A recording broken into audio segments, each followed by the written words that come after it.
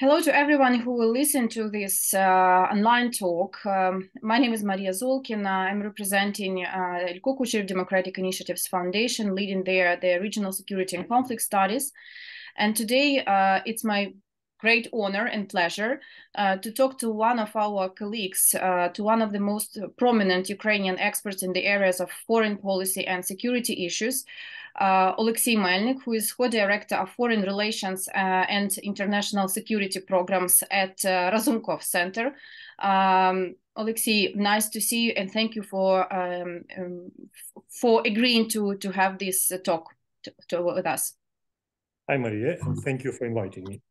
Oleksiy, this kind of talk is a part of a series of public discussions, expert briefings, and talks with experts, which are aimed to provide actually our foreign audience, starting from journalists and ending up with wide public audiences, about what's going on in Ukraine, how Ukrainian experts assess the current developments when it comes to Russian aggression, when it comes to military component of this fighting with Russian army on the ground, and how military component is linked with or is linked to diplomatic, let's say, situation on the diplomatic front line, if I may say so.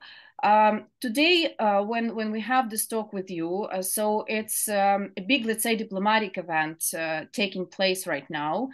So the president of Ukraine, Volodymyr Zelensky, for the first time since the large-scale invasion, has left the country and has an official visit to US. Let me start with this question. So what do you expect from this visit, and whether you think that this is some kind of a watershed when it comes to diplomatic support of Ukraine? So what to expect, and how do you assess generally the importance of this visit right now?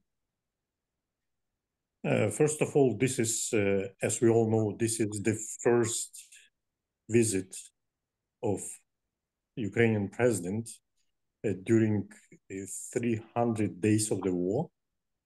And it's absolutely logical that his first visit is the visit to the United States of America, who has been our biggest partner, our biggest supporter in any sense, politically, diplomatically, financially, militarily.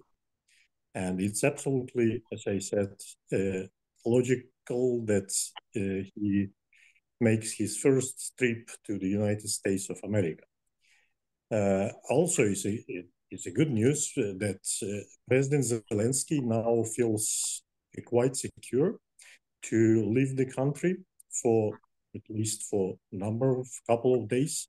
It's probably less risky than his trip on the day before to Bakhmut.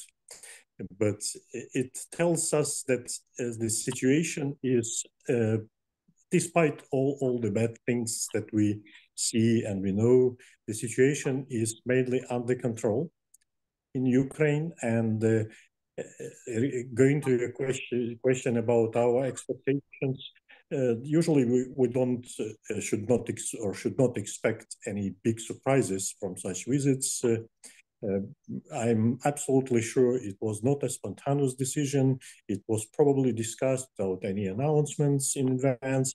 But at the same time, there is a certain agenda. There are some statements to be made, statements agreed already, and some decisions that we know, for instance, about $2 billion, another announcement of $2 billion support for Ukraine, about some specific pieces of weaponry like Patriot systems, and perhaps I would imagine that there would be some kind of ice on a cake that we don't know, but something very, very pleasant for Ukraine. You have touched upon the issue with Patriot systems.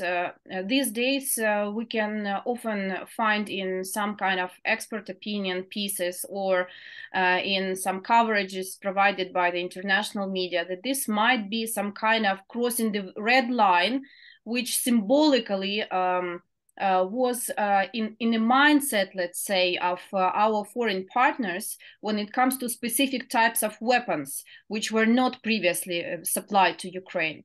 Can we say that this kind of red lines, which was, of course, not stable and not something which couldn't be overcome, that this kind of red lines and taboos is really something which will be left in the past, and Patriot supplies to Ukraine will, let's say, open a new era for military support of Ukraine for the next year? Maria, we can, I mean, you or me, we can have different opinion or different description of this particular decision. We can call it a game changer, but I don't know whether it's proper to say another game changer, because it's supposed to be one game changer. But definitely it's not an ordinary decision. I wouldn't probably use such terms as a red line, because if, for instance, the decision was made to provide Ukrainian with Tomahawks, long-range cruise missiles, that could be something, as you said, crossing the red line or ignoring any the red line drawn by the Kremlin. Here we are talking about defensive system, and defensive system is not, in my opinion, is not something that we should buy into any Russian warning or accusations like militarizing Ukraine, because Patriot is an anti-aircraft, anti-missile system, and it's designed and it will be used to protect not probably as much our troops on the battlefield, but some critical civilian object of civilian infrastructure. And that's something that we have to remind any, I'm not talking about Russians, I'm talking about any people in the West who would probably try to think or use this particular delivery as, you know, mentioning crossing this notion of crossing red lines. But again, let me repeat that this is a very important decision, and actually it is the part, I would say, the significant step towards the evolution of the US approach in general in providing more sophisticated equipment to Ukraine, more costly equipment to Ukraine. So the next step, I suppose, will be about probably battle tanks or jets. Recently, General Zaluzhny a bit shocked Ukrainian and some part of foreign audience, mainly foreign, I would say, rather than Ukrainian audience, with the predictions or explaining the option that Russia might be preparing for another assault on Kyiv, on northern Ukraine. How do you think, is this like the real picture, and how do you assess the risks that Russia will use winter months or the beginning of spring to organize, let's say, the frontline battles in another part of Ukraine, different from the current front line, mainly in east and south? Or it's the message which was sent by Zaluzhny mainly to our foreign colleagues to speed up tempos of military support to Ukraine and to enlarge quantities of this military support? General Zaluzhny is a general, and military people usually, sometimes they behave like politicians, but usually they are trained, and I mean, the whole career, the nature of military business is to be straightforward and to say what you say. And that's actually, I think we have to keep in mind when we read Zaluzhny and trying to understand Zaluzhny. If we, for instance, take his not predictions, but his assessment of another possible Russian attempt to attack Kyiv, it is not a prediction. it is actually one of the possible scenarios that any military commander would consider in his and take into account into his planning. And this is a typical military approach when you consider, first of all, the worst case scenario and you do military planning for this scenario. And then if you have the plan for the worst case scenario, that anything which is below this scenario, it's supposed to be much easier. At the same time, again, this is kind of ABC for military people, that any plan has a chance to survive 10 minutes after the first shot. But still, military planning and this approach is very important, and it's not just Ukrainian military planning, it's a general approach that any military in the world at least supposed to use. We are not talking about Russian miscalculations that actually they ignore it and they pay the price for that, hopefully for us. Secondly, what kind of audience his messages were aimed at? I don't think that, again, Zaluzhny was very careful about forming messages for exclusively the Western audience. I think he was pretty honest, and if there were Ukrainian journalists, he would probably say the same messages. And again, I already explained my understanding of his worries about another Russian possible attacks in Kyiv. Then when he's talking about the expectations of the duration of the conflict, that the same approach, that you have to be prepared for a long time battle, for this marathon distance, and then if you can achieve something if there are some unexpected changes that would make your life easier, it's better. If you are not prepared for this long time battle, not just mentally, but mentally is also important. But first of all, he was talking about resources, as later was corrected by his Minister of Defense, that he was talking about resources needed for one operation, not for the whole war. But still, the military actually inform the political leadership, Ukrainian, first of all, leadership, about what kind of resources is needed if you expect me to deliver what you ask me. And that's also one of the basics of the civil military control. If you expect something from the military, then you have to fulfill the request for the resources. If you don't do this, then you have to change political objectives or accept the risks if you can't deliver, if you can't provide your military what they ask and what they need. So speaking not about predictions, as you corrected the definitions, but mainly about scenarios. In a short-term perspective, let's start from the short-term perspective, like winter. How do you think on what military activities or what military strategies, rather offensive or defensive, Russia will be focusing on? And later, maybe you can draw how do you see the role of, not the role, but the tactics for the short-term period when it comes to Ukraine defense forces.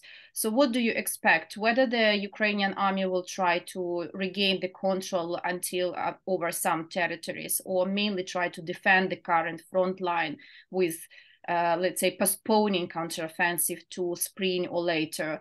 What Russia is expecting to do besides of missile attacks on civilian infrastructure, of course. Okay, if we both agree that we are not talking about predictions, but about scenarios, because I'm former military, and that's why I try to use my previous experience. So possible scenarios, and again, based on the assessments, on the information that we have at hand from open sources information, of course, there is still a high degree of violence, armed violence on the front line, despite some predictions made by like freezing and this hard Ukrainian winter will slow down, and both sides will try to save the resources and invest more in preparations. There is still a very high degree of violence on the front line. At the same time, there was some temporary impact of this weather factor during a couple of weeks on both sides. Now, what we see that both sides are actually trying to. If you talk about Ukrainian forces, trying to hold an initiative, trying to prepare a battlefield for possible counteroffensive operations. We don't know where yet. And as for the Russian side, they are actually trying to solve or achieve two objectives. First is to show at least some success near Bakhmut, near Donbass city, near Donetsk city, without little success, but still they focused on this very narrow part of the front line, just to show something to their leadership, to their domestic public. And at the same time, another objective they are trying to achieve is to prevent Ukrainian counterattacks, to hold the front line about 1,500 kilometers front line that's all the temporary occupied territory. And at the same time, there is a preparation for the escalation that is expected in a matter of a few weeks, the end of January, or the latest, probably the beginning of March.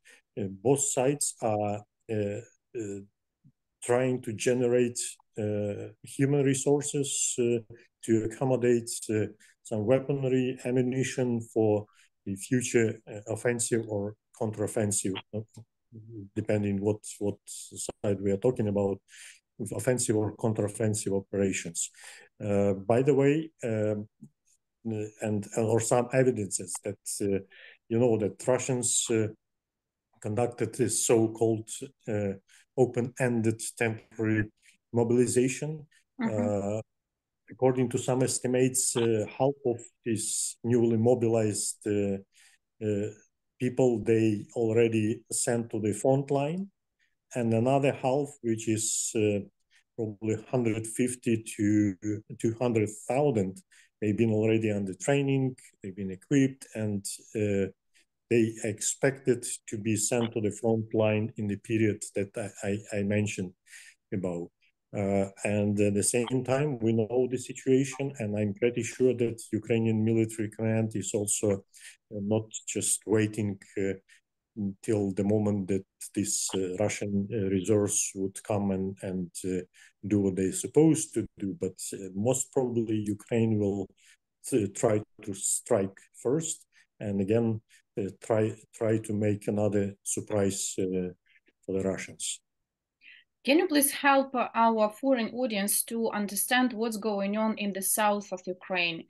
So after the counteroffensive of Ukraine on the right bank of Dnipro River and regaining control over the city of Kherson, all the attention is being drawn to actually other cities, especially some kind of specific militarily important for Russia.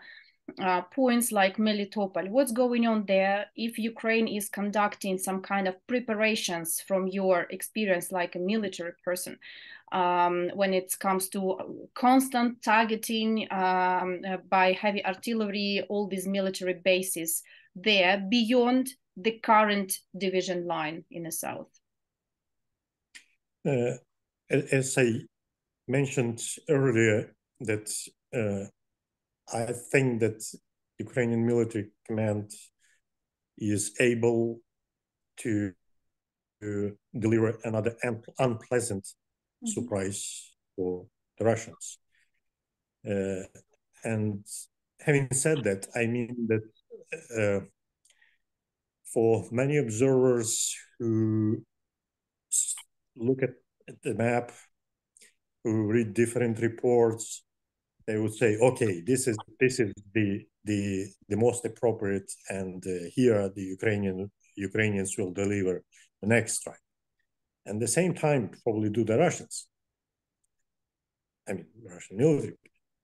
And the art of war is to not to do what your enemy is expecting. And that's why I wouldn't, again, speculate where the next strike would be. But I would say that something that look now very unrealistic or the less possible, that somewhere in one of these areas we can possibly expect the next attack.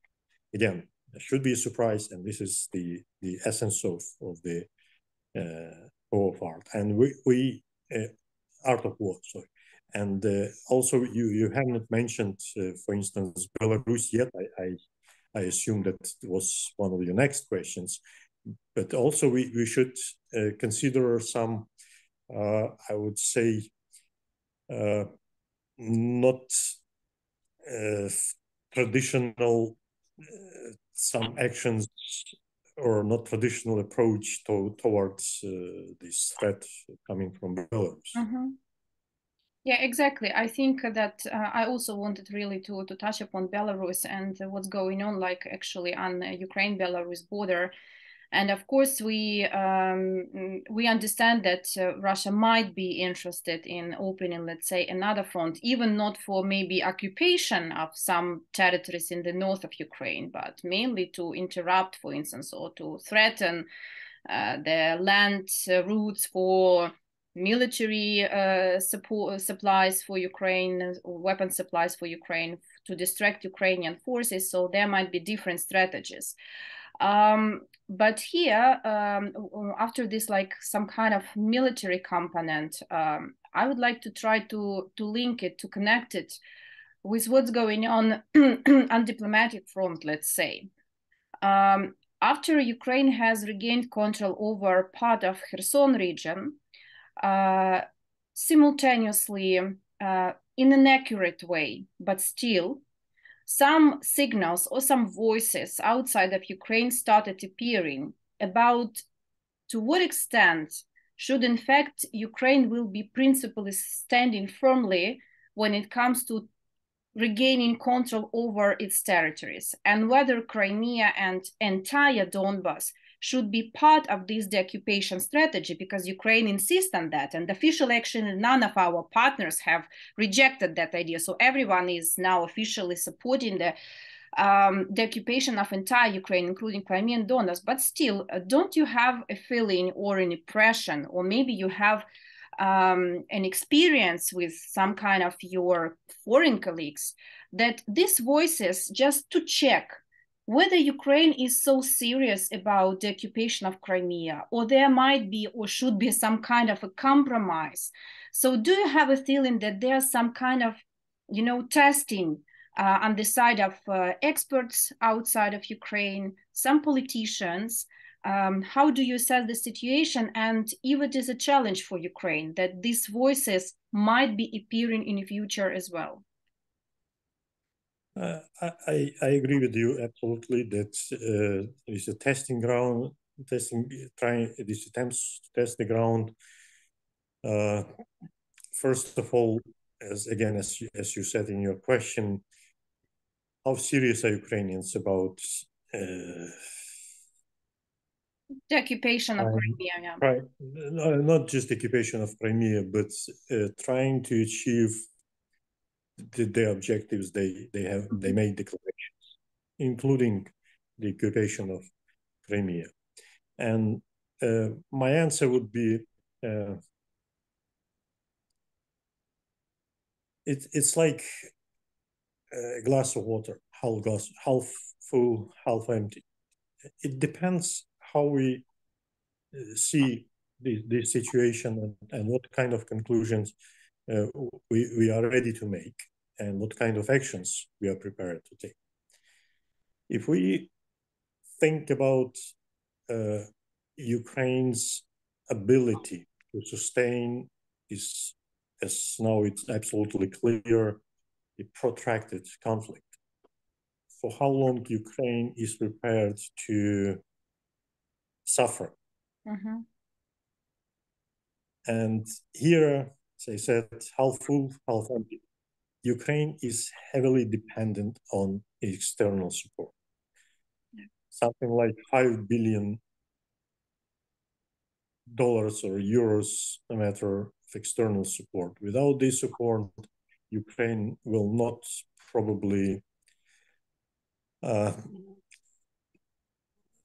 be able to survive, I mean, or to maintain the situation in even like this for longer than probably months or so. But this is also good news, because we have this support. And as long as our partners are ready to provide this support, financial, diplomatic, military support, as Ukraine's task is to show that we are first able to accommodate this support, and this is the investment not only in Ukraine's defense, sovereignty, Ukraine's future, but also this is an investment in our common security, or common European or global security. And that's something I think this unique situation when our interest, first of all, security interests, and our values come together. So that kind of advantage that Ukraine has nowadays. Having said that, I wouldn't rule out that black swans may land on both sides. Some black swans may land on the Russian side, and suddenly we will see that the improvement of the situation at the speed and level unexpected.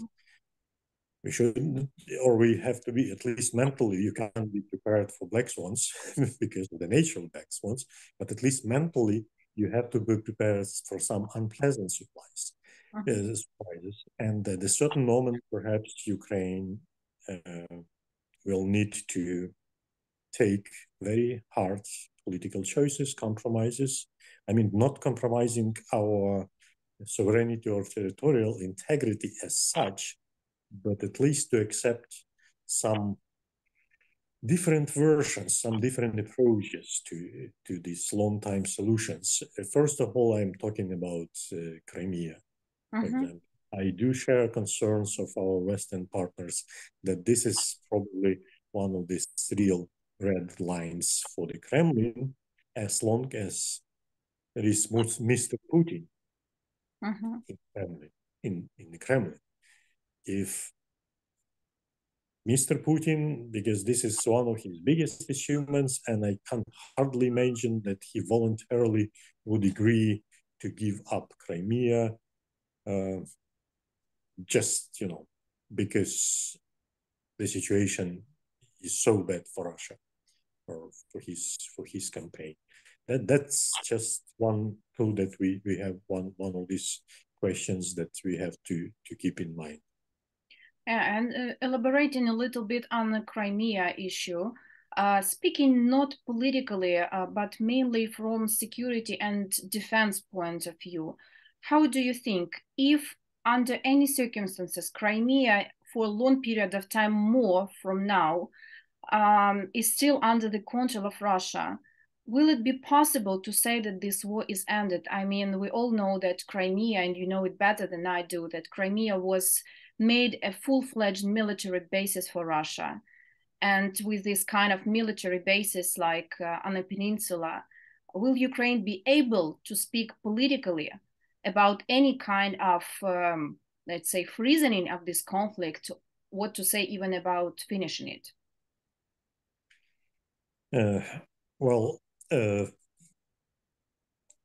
I think that for the time being, we can say that the Ukrainian official position as the position for starting negotiations is absolutely clear, and it's well grounded. Because the main diplomacy now is performed on the battlefield. So Ukraine's position now is strong enough to say that we are ready to have negotiations when the certain requirements are fulfilled. Withdrawing Russian troops to or behind the internationally recognized borders of Ukraine. At the same time, there might be a temporary compromise, but like February 24, maybe. But even with this compromise, the Crimean issue must be on the table. And then the acceptable level of compromise, from my point of view, would be to agree on a transition period with the proper control, with the proper landmarks, and at the end of the process, the Crimea should be first step demilitarized, and secondly, after this transition period should be transferred, the control of Crimea should be transferred to the central Ukrainian government. And in between, there must be an international presence, so Russia should be provided no chance to escape from this agreement. And that's kind of compromise, I think, not easy compromise. It may create some internal tensions inside Ukraine, but this is something not to be discussed nowadays, but something that should be kind of, be prepared somewhere. Yeah, it's not to be discussed now, I mean, in details, but generally, that's the general idea is that it's all about instruments, military or diplomatic instruments, but Ukraine anyway is going to regain control over the peninsula and is going to dismiss Russia of opportunities to use Crimea as a military basis anyway. I think this is one of the scenarios. If we are not able, or we see it too risky to liberate Crimea by purely military operation, then that is something that we can consider. I mean, not the issue of the occupation of Crimea as such, but the time frame and the methods. Yeah. It's very important, like message. Thank you for making it clear and explaining that. And here, in the latest part, let's say, of our conversation, not less important, but still, I would like to touch upon like a broader framework. When the fights are still going on and Ukrainian civilians are suffering actually from, so to say, let's name it like an energy genocide in the winter time as a result of Russian missiles attacks. In an expert circles all around our Western partners, and not only in the Western partners, there is one question which really constitutes some kind of a stalemate, I would say, in my opinion. Maybe you will disagree with me. It's the question whether how we see the future post-war security architecture. What possible options are for that? Sometimes you can hear, especially in Western Europe, that it's too early to speak about that. Some experts or some politicians saying that the only way is Ukraine's accession to NATO, regardless when the war is ended. But I would describe this kind of atmosphere in expert community that everyone understands that it cannot be like it was before the large-scale invasion of Russia, and something has to be significantly changed in the security in this region and more globally. But no one really understands how it should look like. What options do you see here? Temporarily, for longer permanent period, let's say NATO, some kind of security guarantees for Ukraine. What agenda should Ukrainian experts push forward when it comes to post-war security architecture in the region? Let me quote, honestly, I didn't read this myself. I found this quote in one of the Western articles, quote of Vladimir Lenin, who said, according to the author, who said that there are decades when nothing happens, and there are days when decades happen. My point is that we live through such dynamic developments that something that was impossible months ago, like German approach to providing Ukraine with military assistance, now is absolutely possible. And the same, for instance, when we talk about Ukraine's place in the European or global security architecture. First of all, it's NATO. I do believe that what was impossible even 9 months ago, or what seems impossible nowadays regarding Ukraine's membership for many experts and politicians for the moment, might be possible in the near future.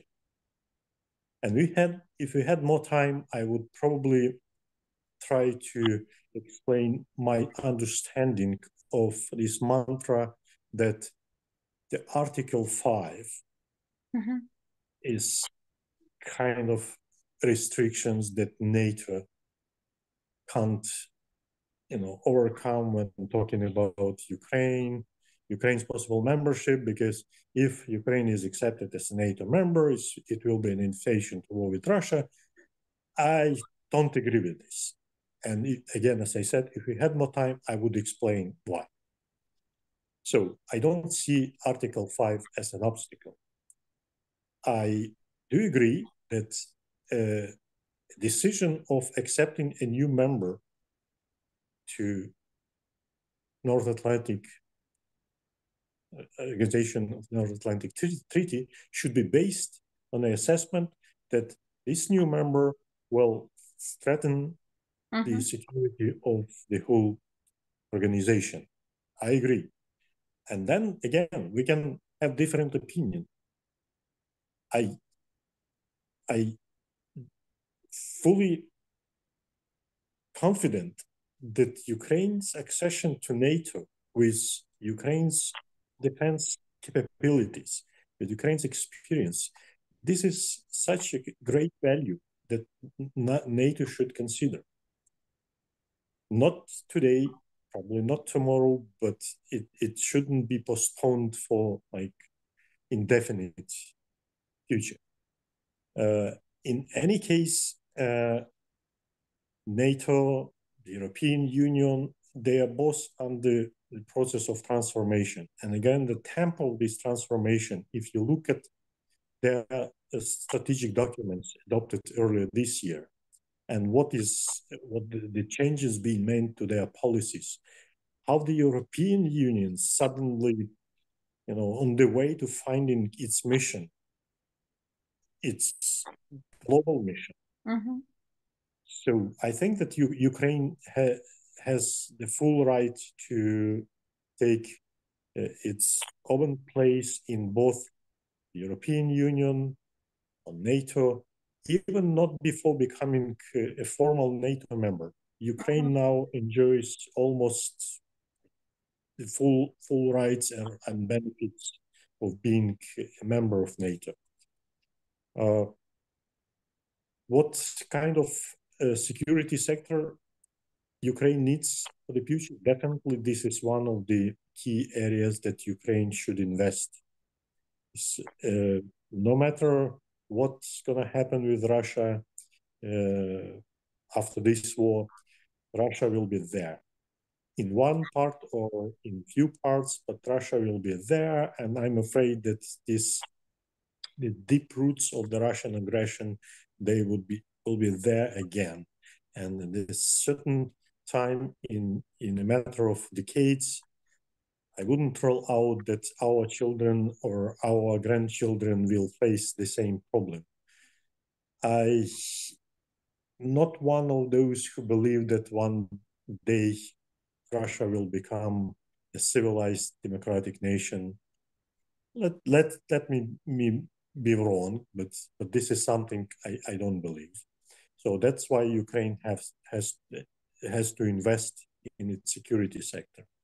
But at the same time, we enjoy this enormous support from our partners, which is probably 12 times at least more than Ukraine could afford for the defense budget if there was no external support. And it is not going to last forever again. So that's why thinking about our security, about our defense, we have to think about our economy. And then we can continue. Economy is about investments, and investment about judicial reform, and so on and so forth. But if we look this overall picture, then it again proves that our strategic course toward membership in the European Union, in NATO, this is something that will allow us, within this course, it will allow us to achieve all the objectives that we've been discussing. And my very last, but not the least, in terms of significance, question for today. You have mentioned that Russia will anyway be there, and Ukraine and our neighbors and our partners will anyway have to deal with Russia after this stage of the war. Do you think that the scenario that Russia might face some kind of significant destabilization, even up to disintegration, in case it's militarily fully defeated on Ukrainian battlefield, is realistic? Or Ukrainian experts are over-exaggerating, like some of our Western colleagues say to us? That's another favorite topic that we probably need more time to discuss. But to make this story short, some years ago, every time I mentioned possible disintegration of Russia, my foreign colleagues would say, "Oh, stop dreaming." And my answer was, it's not a dream, it's a nightmare for Ukraine. So I don't know, I wouldn't say we, but I personally understand what kind of challenge Ukraine will face in case of Russia's disintegration. So we are well aware, this is not our dream. At the same time, we talk about long-term solution for security, not just Ukraine security, but regional security. This is the best case scenario. If Russia changed its current shape and its current size, because the problems are deeply rooted in what Russia is and with Russian history and so on and so forth. My second point is, no matter whether we wish to see Russia disintegrated or we wish to preserve Russia, prevent Russia's disintegration, it's not in our hands. It may happen no matter what we do or we don't do. So if we or you agree with this, then next step is to get prepared for this scenario if we agree it's possible. Yeah. And there are many challenges, like civil war on the Russian territory, like humanitarian crisis on the Russian territory. That you have, especially we have more than 1,000 kilometers of land border, not just Ukraine, but other countries, that you have to be prepared to do something with this destabilization just on your borders. Nuclear weapon, definitely. And then if you make an assessment of the possible challenges and threats, then next step is you go to the contingency planning. Mm-hmm.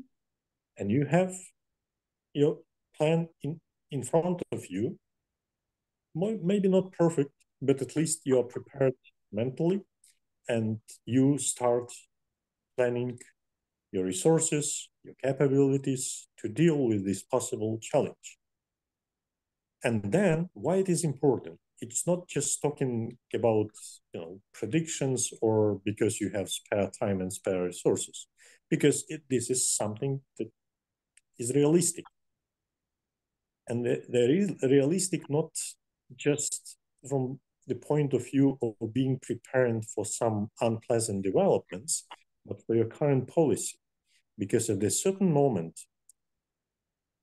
I'm pretty sure there will be a situation quite similar what the world been through back in early 90s. Mm-hmm. And it became suddenly obvious that the Soviet Union was going to collapse. And some of the leaders, world leaders at that time,